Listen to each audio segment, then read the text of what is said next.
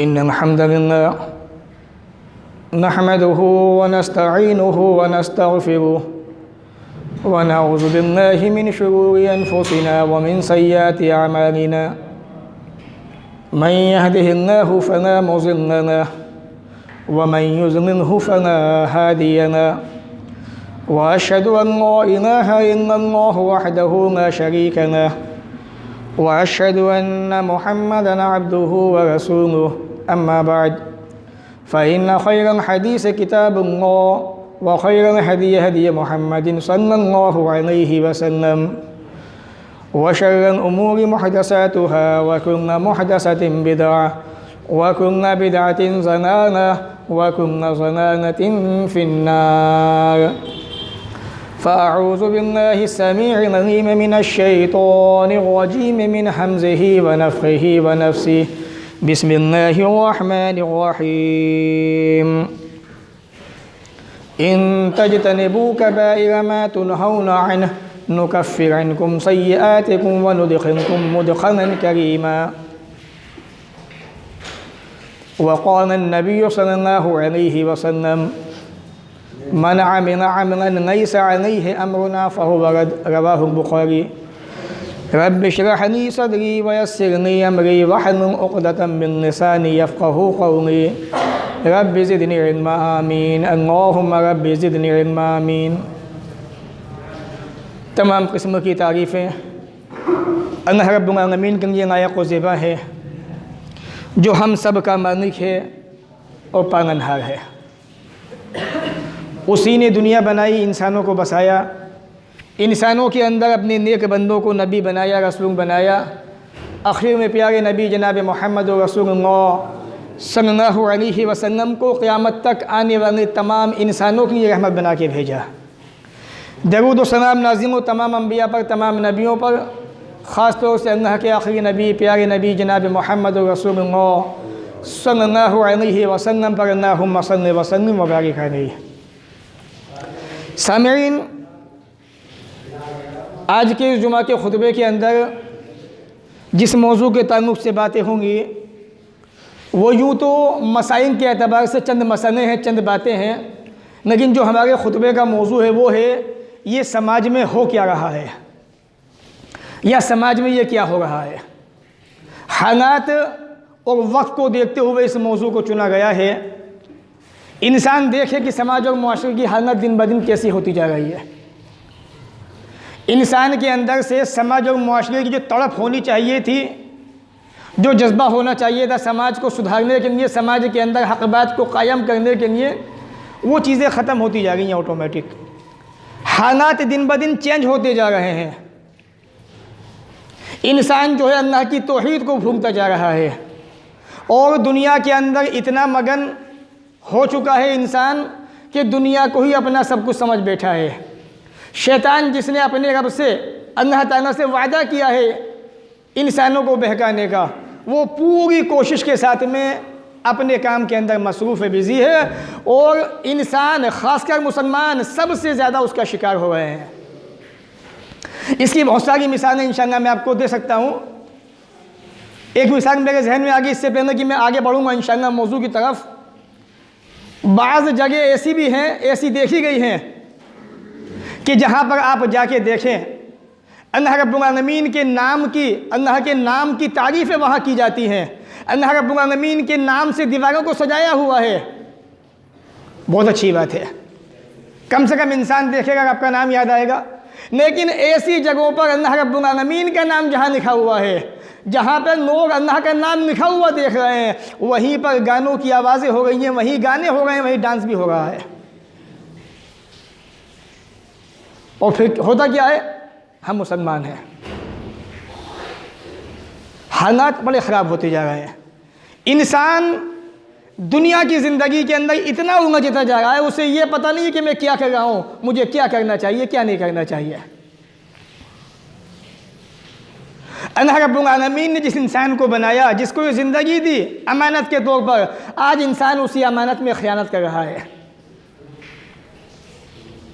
नई नई चलन, नए नए तरीक़े, नए नए रिवाज लोगों में होते जा रहे हैं। शादी ब्याह का मसला हो, घर का मसला हो, समाज का मसला हो, मसाजिद के मसाले हो, लोगों ने हक़ देना छोड़ दिया। लोग बुज़दिल हो गए और ये समझते हैं कि हम मुसलमान हैं, हमारे अंदर बड़ी पावर है, ताकत है। जो इंसान अपने समाज में रह के, गैरों की बात तो वो है, अपने मुआशरे में रह के हक़ बात ना कह सके, ऐसा इंसान किस काम का, ऐसा मुसलमान किस बात का। समाज में खुम्म खुम्मा गुनाह हो गए, लोग खामोश हैं, तमाशा देख रहे हैं। इंसानियत अल्लाह रब्बुल आलमीन की नाफरमानी पे तुंगी हुई है, लोग इस्लाह को तैयार नहीं है, इस्लाह करने को तैयार नहीं है, एक आदमी हक़ बात कहने को तैयार नहीं। होने दीजिए जो हो रहा है, जो कहे वही बुरा है। अल्लाह के प्यारे नबी की सीरत उठा के देखिए, आपकी ज़िंदगी उठा के देखिए। तो इसलिए मैंने मौजू ही चुना है कि समाज में ये हो क्या रहा है। इंशाअल्लाह चंद बातें रखूँगा, बस 5 या 6 मसले, और बात को ख़त्म करूँगा। आइए पहले रब से दुआ कर लेते हैं कि वो हमें हक़ बात कहने के साथ साथ अमल की भी तौफ़ीक़ अता फरमाए। बातें तो होती रहती हैं और इंशाअल्लाह होती रहेंगी। काश मुसलमान इन बातों पे अमल करने वाले बन जाए तो कितना फ़ायदा हो, आपका भी हमारा भी फ़ायदा हो। वरना यही होगा है कि जुमा से जुमा आ जाता है, नसीहत भी होती है, समझाया भी जाता है, फिर भी मस्जिदें खाली रहती हैं। ये दरो दीवार, ये मसाजिदें ढूंढती हैं नमाजियों को कि पता नहीं जुमा कब आएगा और कब मैं उन नमाजियों का दीदार करूँगी। मस्जिद सोचती होगी है कि पता नहीं वो नमाजी कब मेरे अंदर समाएंगे आके। हफ्ते में जुमा का दिन आता है, सब अब बेचारे नमाजी आ जाते हैं, बाकी दिन में ख़त्म। तो हालात बड़े ख़राब होते जा रहे हैं। आइए चलते हैं मौजू की तरफ। चंद मसले इंशाअल्लाह अल्लाह ताला से फिर दुआ करते हैं, परवरदिगार हमें आपको हक़ बात कहने के साथ अमल की तौफ़ीक़ अता फरमाए। भाइयों, ये महीना रजब का महीना है और ग़ालिबन रजब की 20 तारीख़ है आज। समाज और मुआशरे के अंदर इस महीने के ताल्लुक़ से बड़ी ख़राबियाँ पाई जाती हैं। यह महीना इस्लामी एतबार से हुर्मत वाला महीना है, अदब वाला महीना है।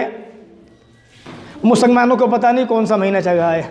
उन्हें तो ये बताया कि मार्च का महीना शुरू हो चुका है, अब एडमिशन होंगे बच्चों को स्कूल जाना है, उसी की तैयारियां हो रही हैं। अरबी ज़बान के अंदर कौन सा महीना है,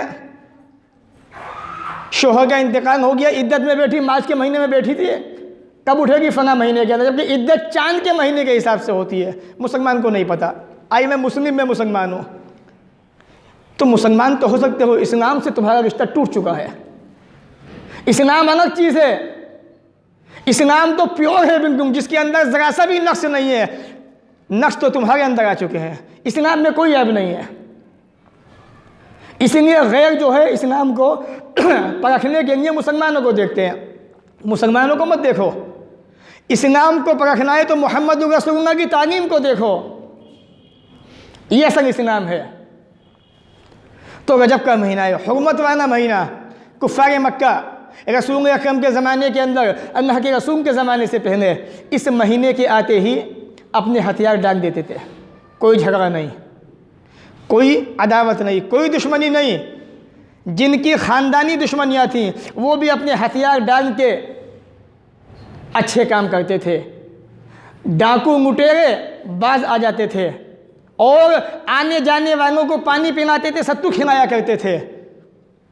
इतनी अज़मत उनके यहाँ पे इस महीने की थी, मुसलमान को पता ही नहीं कि रजब का महीना आ चुका है। कुछ लोग हैं समाज के अंदर जो अपने आप को मुसलमान तो कहते हैं, वो रजब के अंदर 22 तारीख को कूड़े मनाते हैं। परसों 22 तारीख है, मनाएंगे, खाएंगे भी वो, जबकि इस्लाम का इस कूड़े से कोई ताल्लुक़ नहीं है। एक लंबी तफसीर है, उसमें मैं जाना नहीं चाहता, आप जाके देख सकते हैं यूट्यूब वगैरह पर, बहुत सारी वीडियो पड़ी हुई है। दर हकीकत ये 22 तारीख को जो कूड़े मनाए जाते हैं, एक सहाबी रसूल की वफ़ात की खुशी मनाई जाती है, इसके सिवा कुछ भी नहीं है। और ये कहते हैं कि इमाम जाफ़र सादिक रहमतुल्लाह अलैह ने नियाज़ मानी थी, उनका हुक्म था कि तुम मेरे नाम की नियाज़ देना और इस दिन कूड़े मनाना, और जो तुम मांगोगे मिलेगा तुम्हें। एक झूठी बात एक नेक इंसान की तरह मंसूब कर दी और उस आदमी को बदनाम करने की साजिशें की, जबकि हकीकत में 22 तारीख से रजब के महीने का कोई वास्ता नहीं है, कोई ताल्लुक़ नहीं है। याद रखिए, रजब का महीना हुर्मत वाला महीना है, अज़मत वाला महीना है। इसकी अज़मत की जाए, गुनाहों को छोड़ दिया जाए, प्यार और मोहब्बत से रहा जाए 12 महीने के अंदर, इस महीने में ख़ास तौर से। दूसरा मेरा जो मसला है आज के जुमा के खुतबे का, जो मैं सबसे अहम पैगाम देना चाहता हूँ अपने नौजवानों को, ख़ासकर गार्जियन को, ज़िम्मेदारों को, वो ये कि मोबाइल फ़ोन एक बहुत बड़ा फितना बन चुका है आज के ज़माने का। मैं मोबाइल पे बात ना करते हुए सिर्फ व्हाट्सअप के स्टेटस पे बात करना चाहता हूँ और यूट्यूब की स्टोरीज़ पर। आज नौजवान बच्चे बच्चियाँ मुसलमानों के जो अपने घरों में तो रहती हैं, अपना चेहरा किसी को दिखाती नहीं है, अच्छी बात है, लेकिन वही नौजवान बच्चियाँ, वही नौजवान बच्चे व्हाट्सअप के स्टेटस पर अपनी हुस्न की नुमाइश करती हैं। शादी ब्याह में गई, वहाँ की अपनी सेल्फी खींची, फ़ोटो लगाए और स्टेटस पे लगा दिए, छोड़ दिए। क्या है ये हरामकारी है, ये हराम है इस्लाम के अंदर। ये जब जब समाज के अंदर ऐसा होगा, याद रखिए, समाज और माशरे के अंदर बेहयाई आम होगी। आपका नंबर न जाने किस किस इंसान के पास है। आपकी जवान बच्ची, आपकी जवान बेटी जब अपने फ़ोटो को स्टेटस पे लगाती है, समाज और माशरे के अंदर कैसी कैसी बातें होती हैं, क्या आपको पता है? उसका फ़ोटो कहाँ से कहाँ पहुँचता है। और इतनी टेक्नोलॉजी हाई हो चुकी है कि इंसान जो है किसी के फ़ोटो को किसी के साथ में जब चाहे जोड़ सकता है, ऐप के ज़रिए से आपको बदनाम भी कर सकते हैं। लेकिन क्या आपको अपनी इज्जत की फिक्र नहीं है? क्या माँ बाप को इतना ख्याल नहीं कि मेरी बच्ची अपने फ़ोटो खींच के स्टेटस पर लगाई हुई है? ज़रा ख्याल कीजिए मुसलमानों, आज तुम किधर जा रहे हो? हालात बड़े ख़राब होते जा रहे हैं। थोड़ा सुधार पैदा करने की कोशिश कीजिए अपने अंदर। आज हालात दिन ब दिन बदतर से बदतर होते जा रहे हैं। मेरी तो ये समझ में नहीं आता कि मुसलमानों को हो क्या गया है, मुसलमान क्या समझने लगा है अपने आप को, और मुसलमान अल्लाह रसूल की मानने को तैयार क्यों नहीं है? क्या मौत की फिक्र नहीं है? क्या मौत का डर नहीं है? अल्लाह के सामने जाने का एहसास नहीं है? इतने ज़िद्दी मत बनो, इतने हरदर्म मत बनो मुसलमानों। एक दिन रब ही के पास जाना है, इंतहा वही है, जाना उसी के पास है, हिसाब व किताब देना है उसी को। अल्लाह ने कुरान में कहा है, व इन्न मिनल हिजारा, बास पत्थर ऐसे होते हैं जिनसे नहरें फूट पड़ती हैं। बास पत्थर ऐसे होते हैं अल्लाह के खौफ से फट जाते हैं। बास पत्थर ऐसे होते हैं उनके अंदर से आंसू निकला करते हैं। ए इंसान, तेरा दिन इतना सख्त हो गया कि न तेरे पास आंसू है न कुछ है। थोड़ा एहसास पैदा कीजिए अपनी ज़िंदगियों के अंदर, और कि हम क्या कर रहे हैं, क्या नहीं करना चाहिए। अल्लाह के वास्ते अपने बच्चों को, अपनी बच्चियों पे थोड़ा ध्यान दीजिए। ये व्हाट्सअप स्टेटस, ये बेहयाई का एक दरवाज़ा है। ये आज इसके ज़रिए से न जाने कितने फितने पैदा हो रहे हैं। एक तरफ व्हाट्सअप है, कहीं ट्विटर है, कहीं इंस्टाग्राम पे अपनी अपनी पिक्च, अपने फ़ोटो अपलोड किए जा रहे हैं और लोगों को अपनी नुमाइश दिखाई जा रही है। ये क्या है? मुसलमान के लिए जायज़ नहीं ये चीज़ें, बचना चाहिए इससे। आप एक औरत हैं, औरत इस्लाम के अंदर एक मलिका है, एक रानी है। किसी को देखने का उसको हक़ नहीं है सिवाय उसके शौहर के। ये अल्लाह रब्बुल आलमीन का हुक्म है। आज तुम रब का हुक्म मानने को तैयार नहीं, रब्बुल आलमीन ने तुम पर इतनी मुसीबतें नाफिज कर दी, लागू कर दी आज। तो इसलिए गार्जियन ध्यान दें, बच्चों को समझाएं प्यार और मोहब्बत से, डांटे ना उनको, क्योंकि जवान बच्चे को जब डांटा जाता है तो उसके तेवर कुछ और होते हैं। प्यार से समझाइए उनको, मोहब्बत के साथ में, शफ़क़त के साथ में, जैसे अल्लाह के प्यारे नबी जनाब मोहम्मद रसूलुल्लाह सल्लल्लाहु अलैहि वसल्लम समझाया करते थे प्यार और मोहब्बत से सहाबा इकराम को, अज़वाज मुतहरात को। तीसरी चीज़, समाज और मुआशरे के अंदर बढ़ता हुआ एक जुर्म, इस्लाम की मुखालफत करने वाला एक कानून, समाज और मुआशरे के छोटे से लेकर बड़ों तक को बर्बाद कर देने वाला अमल, तावीज़ गंडा। लोग खामोश हैं। एक आदमी की बाजू पे तावीज़ बना हुआ है, एक आदमी ने गले में पहना हुआ है, एक आदमी ने टांग में बांधा हुआ है, एक ने हाथ में पहना हुआ है। क्या है ये फना चीज़ है। क्यों? अम्मी ने पहना दिया है, बुखार हो गया था, खांसी हो गई थी, पाँव में दाना निकल गया था, आँखों में एक दाना निकल आया था, ऐसा हो गया था, वैसा हो गया था, बीवी को हमल नहीं ठहर गया था, फना फना साहिबा से मिल के आई है, बहुत दूर से मंगाया है, अब इसकी वजह से हमल ठेक जाएगा बीवी को, कोई आफत नहीं आएगी, कोई मुसीबत नहीं आएगी। ये समाज और मुआशरे की आदत और हालत बन चुकी है। एक छोटा बच्चा, मासूम सा बच्चा जो गुनाहों से पाक है, जिसे ये भी नहीं पता कि मैं कौन हूँ, क्या हूँ, अभी पैदा होते ही उसके गले के अंदर तावीज़ लटका दिया जाता है। सारी दुनिया के लोग खामोश हैं, कोई कहने को तैयार नहीं कि यह गलत है। एक आदमी तावीज़ गंडे कर रहा है, लोग उसका पानी पी रहे हैं। एक आदमी तावीज़ बना के दे रहा है, लोग उसका खाना खा रहे हैं। एक आदमी तावीज़ के ज़रिए पैसे कमा रहा है, लोग उसकी दावतें खा रहे हैं। कोई कहने को तैयार नहीं। अल्लाह की कसम, रब्बे काबा की कसम है, ये चीज़ हराम है इस्लाम के अंदर। उसका खाना भी हराम है, पीना भी हराम है उसका। अल्लाह के नबी जनाब मोहम्मद रसूलुल्लाह सल्लल्लाहु अलैहि वसल्लम के पास एक आदमी आया। बाज़ मुहद्दिसीन ने इस रिवायत को ज़ईफ़ करार दिया है, लेकिन शेख अहमद शाकिर वगैरह ने इस हदीस को सही करार दिया है। अल्लाह के रसूल के पास एक आदमी आया, आपने देखा उसके हाथ में एक हल्का बना हुआ है, एक पीतल का कड़ा हाथ में डाला हुआ था। अल्लाह के प्यारे नबी सल्लल्लाहु अलैहि वसल्लम ने कहा, मा हाज़ी, ये क्या है? क़ाल मिनल वाहिना। उस आदमी ने कहा, अल्लाह के रसूल, ये वाहिना एक बीमारी की वजह से मैंने पहना हुआ है। उस बीमारी की वजह से मैंने पहना है, उसके ज़रिए से बीमारी ख़त्म हो जाएगी। एक कड़ा पहना हुआ था हाथ के अंदर। जैसा कि आज मुसलमानों के नौजवान बच्चों को औरत बनने की आदत हो गई है, अपनी कानों के अंदर बुंदे वालियाँ पहनने लगे हैं, बस नाक में बचा हुआ है, शायद वो भी जल्दी आएगा फैशन। तो हाथ में कड़ा पहना हुआ था, कहा मिनल वाहिना। तो अल्लाह के नबी ने कहा, इन बिज़ा हाज़ा, इसे उतार के फेंक दे। ये तेरी बीमारी को ख़त्म नहीं करेगा, बल्कि और ज़्यादा बढ़ा देगा। तेरे अक़ीदे में ख़राबी पैदा हो जाएगी। अगर तेरी मौत इसी हालत में हो गई तो तू कामयाब नहीं हो सकता। तो मालूम यह हुआ अल्लाह के नबी सल्लल्लाहु अलैहि वसल्लम ने तावीज़ वगैरह पहनने से मना किया है। आज बहू है तो उसकी बाहों पे तावीज़, गले में तावीज़, माथे पे तावीज़, औरत को बच्चा होने वाला है, रान पे तावीज़। ये कुरान की बेहुरमती नहीं तो और क्या है? ये कुरान की बेअदबी नहीं तो और क्या है? लोग हक़ कहना नहीं चाहते हैं, हक़ से बचे हुए हैं, हक़ कहने से डरते हैं। लेकिन याद रखिए, कल क़यामत का दिन होगा। अल्लाह के प्यारे नबी जनाब मोहम्मद रसूलुल्लाह सल्लल्लाहु अलैहि वसल्लम हौज़े कौसर पे अपने उम्मतियों के लिए खड़े होंगे पानी पिलाने के लिए। कहीं ऐसा ना हो अल्लाह के नबी आग को देख के ये कह दे, सोहकन सोहकन मेरी आंखों से दूर हो जाओ, तुमने ही मेरे दीन को बदल दिया था। हक़ बात कही है। तो ये तावीज़ वगैरह अच्छी चीज़ नहीं है। अगर तावीज़ के ज़रिए से फ़ायदा होता, नेकी होती, अल्लाह के नबी के तमाम सहाबा सबसे पहले तावीज़ बांधते, लेकिन किसी सहाबी ने तावीज़ नहीं बांधा अपनी पूरी ज़िंदगी के अंदर। इससे बचिए, ये शिर्क है ये, और शिर्क अल्लाह के नज़दीक बहुत बड़ा गुनाह है। चौथा मसला आज के खुतबे का, कुरान ख़वानी। लोग कहते हैं हर्ज क्या है, बुराई क्या है इसको करने में, कुरान ही तो पढ़ रहे हैं। भाई जुमे का वक्त होने वाला है, असर की नमाज़ पढ़ लीजिए। भाई हर्ज क्या है, नमाज ही तो पढ़नी है, क्या पढ़ सकते हो, क्यों नहीं पढ़ सकते भाई? अरे नमाज ही तो है, नमाज पढ़नी है, पढ़ लीजिए। असर की क्या हुआ जोहर की जगह? कुछ समझ में आया? अल्लाह ये बताना चाहता है कि बंदे, जिस चीज़ को मैंने जहाँ रखा है वही रखना है, उसको जो मैंने हुक्म दिया वही करना है, अपने हुक्म को नहीं चलाना है। इसकी मिसाल बड़ी प्यारी देखिए, मैं आपको देता हूँ।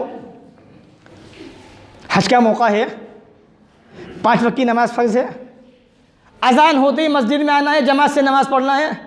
जब आदमी अरफ़ात में होता है, और आप जानते हैं वहाँ नमाज का कितना बड़ा सवाब है। अल्लाह कहता है मग़रिब का वक्त होते ही बंदे अरफ़ात छोड़ दे, अरफ़ात छोड़ दे, चल दूसरी जगह, वहाँ जाके तुझे मग़रिब इशा एक साथ पढ़नी है। ऐसा ही है नहीं? मग़रिब की नमाज तू अरफ़ात में नहीं पढ़ सकता, ये मेरा हुक्म है। वक्त तो हो गया भाई, सूरज डूब गया, वक्त हो चुका है नमाज का। अल्लाह ने कहा नहीं, नमाज तुझे पढ़नी ही नहीं है अरफ़ात के अंदर, नमाज तो वहाँ पढ़वाऊँगा मैं तुझे दूसरी जगह। नहीं, मैं अल्लाह में तो यहीं पढ़ूंगा, यहाँ सवाब ज़्यादा है, वक्त भी हो चुका है। तेरे नबी ने कहा है कि नमाज को अव्वल वक्त पे पढ़ना चाहिए, वक्त हो चुका है। अल्लाह ने कहा ये भी मेरा हुक्म है कि नमाज तुझे वहीं जाके पढ़नी है। तो अल्लाह बताना ये चाहता है, बंदे तेरी पसंद नापसंद दीन नहीं है, मेरी पसंद नापसंद दीन है। अल्लाह ये बताना चाहता है। मेरी तो नीयत अच्छी है। अच्छी नीयत किसे कहते हैं? एक बड़ी प्यारी हदीस मुझे याद आ गई, अब्दुल्लाह इब्न रवाहा रज़ियल्लाहु तआला अन्हु। देखिए आदमी कहता है मेरी तो नीयत अच्छी है, हर्ज क्या है इसके अंदर, कुरान ही तो पढ़ रहा हूँ। बड़ा प्यारा मौके पे बहुत अच्छी बात मुझे याद आ गई। अब्दुल्लाह इब्न रवाहा रज़ियल्लाहु तआला अन्हु अल्लाह के रसूल के साहब आए, जुमेरात का दिन है। अल्लाह के नबी ने कहा कि अब्दुल्ला आज जुमेरात है, तुम्हें जिहाद पे जाना है, तुम कमांडर हो, ये तुम्हारी फ़ौज है, इनको लेके निकल जाओ। अब्दुल्ला इब्न रवाहा तैयार हुए, जैसे चले एक बात याद आ गई कि मैदान जिहाद पे जा रहा हूँ, पता नहीं वापस आऊँगा कि नहीं आऊँगा, शहीद भी हो सकता हूँ, कल जुमा का दिन है, एक काम करता हूँ फ़ौज को भेज देता हूँ, फ़ौज पैदल है, मेरे पास तो घोड़ा भी है, अगर तेज़ तेज़ भागूंगा पहुँच जाऊँगा, तो अल्लाह के रसूल के पीछे जुमा पढ़ूंगा, शायद रसूल के पीछे आखिरी जुमा हो, फिर मौका मिले ना मिले मैदान जिहाद से आने का। जुमा की नमाज़ पढ़ी, फ़ौज को रवाना कर दिया। नियत तो बुरी नहीं है, रसूल के पीछे जुमा पढ़ना कोई नेकी हो सकती, कितनी बड़ी नेकी होगी आप जानते हैं। अल्लाह के रसूल के पीछे जुमा पढ़ा, नबी अकरम ने सलाम फेरा तो देखा कि अब्दुल्ला बिन रवाहा बैठे हुए। कहा मैं मना का आइन तक दू मासहा गई अब्दुल्ला, अब्दुल्ला मैंने तो तुम्हें रवाना किया था फ़ौज के साथ में, तुम क्यों नहीं गए, ऐसी कौन सी वजह थी तुम्हें जाने से रोक दिया। कहना कि रसूल बात दरअसल ये है, मैंने सोचा मैदान जिहाद पे जा रहा हूँ, पता नहीं वापस आऊँगा कि नहीं आऊँगा, सोचा कि आखिरी जुमा आपके पीछे पढ़ूँगा।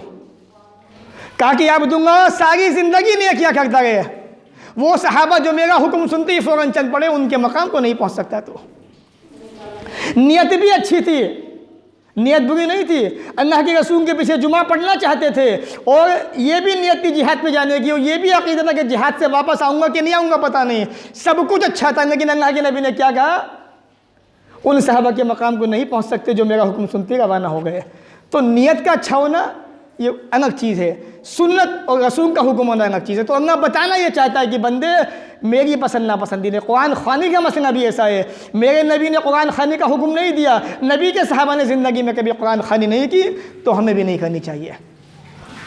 आज मदारिस के छोटे छोटे बच्चे बेचारे जो घर से दीन सीखने आते हैं, जिन्हें माँ बाप इसलिए भेजते हैं कि बच्चे जाके दीन सीखेंगे, मुफ्ती साहब भेज देते कि जाओ फला के यहाँ पे जाओ कुरान ख़वानी करके आ जाओ, बच्चे आते हैं पारे उठाते हैं 30, जो कुरान तो नहीं पढ़ते, कुरान का मजाक बना के चले जाते हैं। तजुर्बा कर लीजिए आप, ये हकीकत है, लोग जानते हैं, देखते भी हैं, सबको पता है, लेकिन सब अपना मुंह बंद करके बैठे हुए हैं। उसी तरह से जिस तरह से हुकूमत हम पे जुल्म करती आ गई है, हमें सहने की आदत हो गई है, हम कुछ कहना नहीं चाहते, बुज़दिल बनते जा रहे हैं बिल्कुल, दुनियावी एतबार से भी दीनी एतबार से भी। तो कुरान ख़वानी इसीलिए मना है, याद रखिए, नबी ने नहीं की, हुक्म नहीं दिया, नबी के सहाबा ने नहीं की, दुनिया के अंदर मशहूर 4 इमाम किसी ने नहीं की, हमें भी नहीं करनी चाहिए। अल्लाह के वास्ते ये बच्चे मजालिस में पढ़ने आते हैं, इनको दीन सिखाइए, तौहीद सिखाइए, अक़ीदा सिखाइए इनको, ताकि ये आने वाले वक्त में इस्लाम के मजबूत क़िले बन सकें, इस्लाम का साथ दें, इस्लाम का काम करें ये बच्चे। एक और मसला जिस पे सारा समाज खामोश है, कोई कहने को तैयार नहीं है, लेकिन अल्लाह ने हमें तौफीक दी है, ये जगह दी है हमें कहने की, और इंशाअल्लाह हम हक बात कहते रहेंगे जब तक अल्लाह रब्बुल आलमीन का हुक्म है।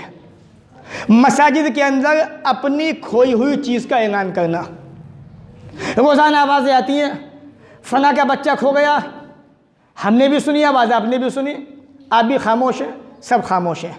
इमाम साहब के पास गए, 10 का नोट निकालना जेब में से, इमाम साहब को दिया, ऐलान कर दीजिए, इमाम साहब ने ऐलान कर दिया, मौज़िन साहब ने ऐलान कर दिया। यहाँ भी आते हैं, लेकिन आज तक मैंने ऐलान नहीं किया, नहीं होगा, नहीं इंशाअल्लाह होने दूंगा। मौसम इतनी सख्ती क्यों? मेरे नबी का हुक्म है, नबी के हुक्म के आगे किसी की कोई भी हैसियत नहीं है मेरे नज़दीक।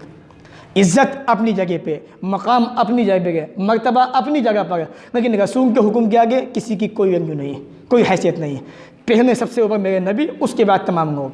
हदीस मुलाहिज़ा कीजिए, अल्लाह के प्यारे नबी जनाब मोहम्मद रसूलुल्लाह सल्लल्लाहु अलैहि वसल्लम ने फरमाया, मन समिअ रजुलन, जब तुम किसी आदमी को ये कहता हुआ सुनो, यनशुदु ज़ालतन फिल मस्जिद, जो मस्जिद में अपने खोए हुए सामान का ऐलान कर रहा है,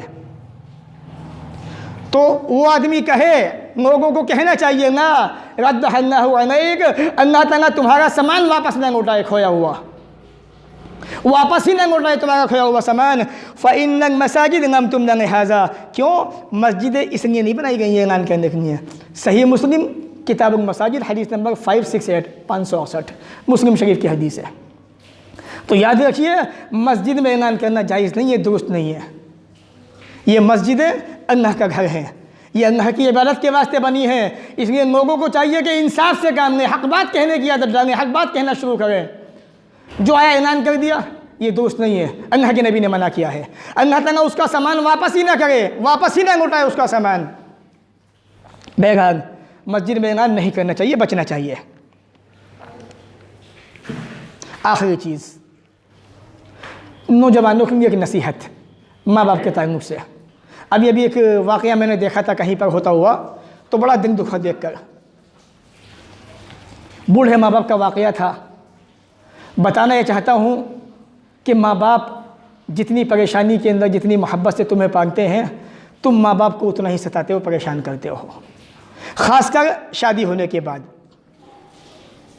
अल्लाह के वास्ते अल्लाह ताला से डरो। माँ बाप कभी याद रखो, अपने बचपने को याद करो, कितनी मेहनत से, कितनी मोहब्बत से, कितनी शफ़क़त से उन्होंने तुम्हें पाला है। एक जगह का वाक़या है, बूढ़े माँ बाप बेचारे घर में बैठे हुए हैं। अच्छा, एक बात है, औलाद माँ को बाप को ना भी पूछे, अगर बच्चा काम करता है तो बड़ी खुशी होती है उनको कि मेरा बच्चा तरक्की कर रहा है। गर्चे औलाद ना भी पूछे तब भी माँ को बड़ी खुशी होती है कि नहीं? वो तुमसे मांगती नहीं है कुछ, वो तो तुम्हारी तरक्की चाहती है, लेकिन तुम हो कि तुम उनको खुश देखना नहीं चाहते। एक जगह का वाक़या है, नज़दीक ही का, कि बूढ़े माँ बाप घर के अंदर बैठे हुए हैं। बेटा आता है सामान लेके, बहुत सारे सामान उसके हाथ के अंदर, और सीधा जाके अपनी बहू के पास जाके बैठ जाता है। क्या उस बेटे को इतना एहसास नहीं कि मैंने ये कितना बड़ा जुल्म किया कि माँ बाप बूढ़े दोनों नीचे बैठे हुए हैं? एक निगाह पूछ लेता, अम्मी लो ये तुम खा लो।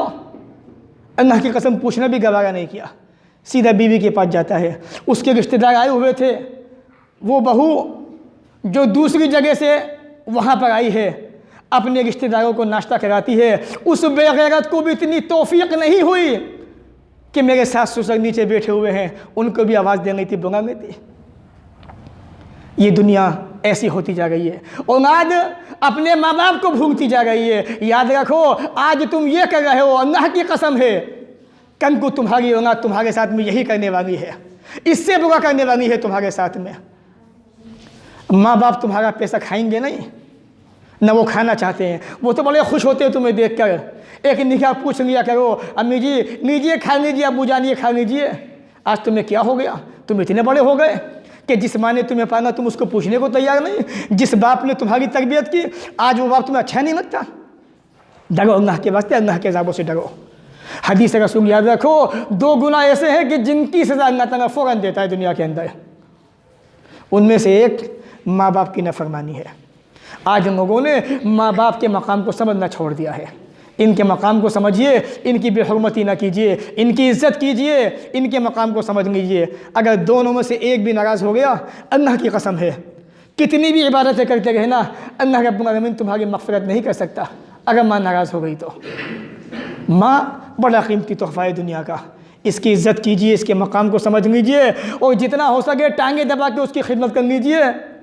जन्नत तुम्हारा ठिकाना है। अल्लाह के रसूल ने कहा है ना कि जन्नत माँ के कदमों के नीचे है। अगर माँ के टांगे दबाओ, पाँव दबाओ उसके, तभी तो जन्नत मिलेगी। इसलिए नौजवानों, माँ बाप की कदर करो, उनके मकाम को समझो, उनकी बेइज्जती ना करो, उनकी नाकदरी ना करो उनको। ये बड़ा कीमती तोहफ़ा इस्लाम का। ये थी चंद बातें जुमा के खुतबे के ताल्लुक़ से।